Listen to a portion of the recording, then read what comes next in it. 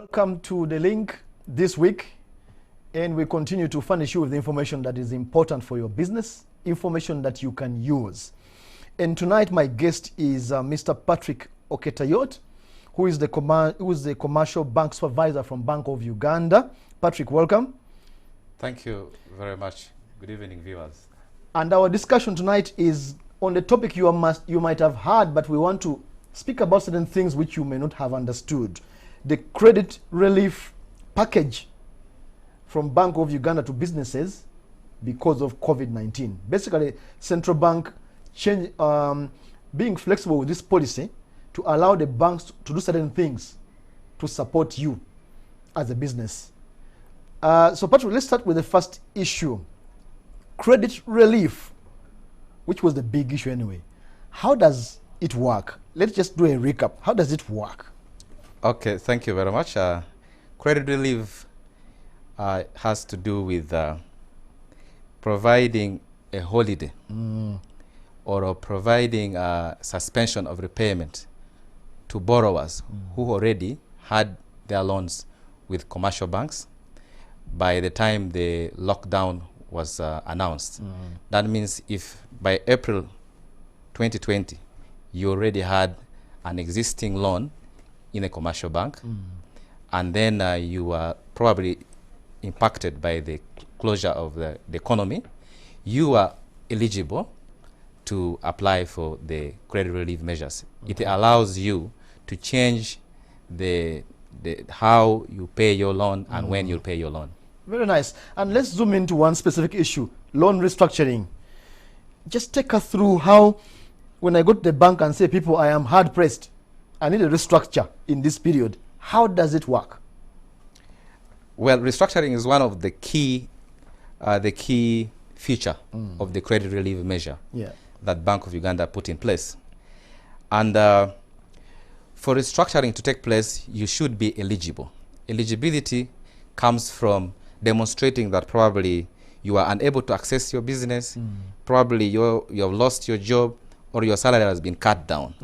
So in this restructure, you request the bank to either give you a holiday or a moratorium, which Bank of Uganda gave a maximum of 12 months. 1 year. Yeah, 1 year. You can get a moratorium of 12 months, or that is a repayment holiday of 12 months, or an extension of your repayment of 12 months. However, this restructure request can only take place between April, which has already passed, and it will expire on 31st March 2021. Okay. So right now, as we speak, we have approximately 3 months and 2 weeks for the borrowers who have been impacted by COVID-19 to access this restructuring. I have had, okay, continue. Continue. So yes. This restructuring, in our policy, we had said a borrower, irrespective of the number of restructures you had obtained before April 1st, 2020, you can obtain 2 restructures within these 12 months. That is between April and March. At the beginning, when the policy came out, most borrowers obtained a restructure around April, May, June. But it was very optimistic restructure. Most people were taking 3 months repayment extension, 3-month holiday, which expired anyway. But the economy has not picked up very fast, not picked up very well. But it's allowable for a customer to go and request for a second restructure in a commercial bank. Now, this second restructure is very important because it's one of the last chances within the 12-month window. So if a customer chooses to do a request for a second restructure, you need to make a very good decision, especially on the extent of how long you want a repayment holiday, how long you want an extension of your repayment to be done. Because once it expires in March, it will be another policy issue, which we cannot for certain determine right now. But we are certain about March. We are certain about March 31st, 2020, that it will end on 31st March 2021. So if you walk into the bank on 31st March 2021 and you say, I want a repayment holiday for 12 months because you have demonstrated your issues to the commercial bank, and the commercial bank has vetted and confirm that your concerns are true and genuine, and you need to be assisted. Then if the bank decides to give you 12-month holiday, it means you will be on holiday up to 28th February 2022. Okay. However, during that holiday, your interest continues to accrue on the principal. Say that again. I thought that when I get a restructure, I am relieved from everything. You are not relieved of everything. You are given an opportunity to reorganize your business, to reorganize your household expenditure, such that if your expense were too high, you cut down on some expense so that you leave revenue or income to support your repayment. Interest payment has not been waived. So even when I'm on holiday or I'm restructured, the interest continues to accrue. Yes. So that at the end of the holiday or at the end of the moratorium, the interest and the principals are lumped together and amortized or spread out over an agreed period, which enables you to pay an amount which is not higher than what you were paying before the lockdown. So if you were paying 500,000 before the lockdown, at least after the moratorium also, you should continue paying 500,000 or even less per month. Okay. Depending on That's very interesting. Yes. Let's turn to the other factor, payment holiday.